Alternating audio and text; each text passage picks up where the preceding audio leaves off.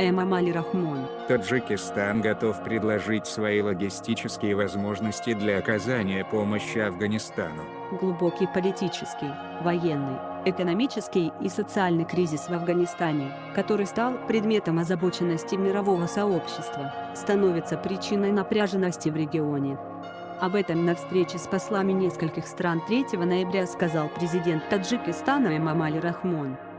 При этом глава государства подчеркнул, что Таджикистан готов предложить свои обширные логистические возможности для оказания международной помощи этому близкому соседу. Территория Афганистана все еще остается источником распространения современных угроз и вызовов, а наша страна, имеющая протяженную границу с Афганистаном, находится в авангарде сопротивления им, отметил Рахмон.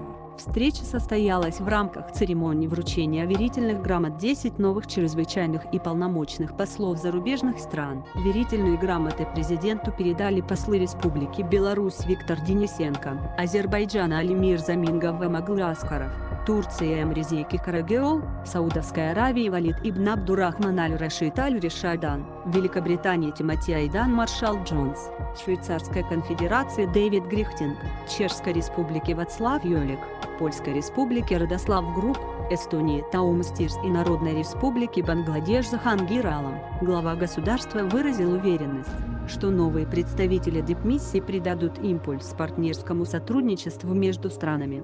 На встрече Эмомали Рахмон также рассказал о негативных последствиях пандемии COVID-19, влиянии мирового финансово-экономического кризиса на страны, изменении климата и предотвращении его последствий, использовании зеленой энергии, эффективном использовании гидроэнергетических ресурсов, глобальных инициативах Таджикистана по защите ледников и других глобальных проблемах.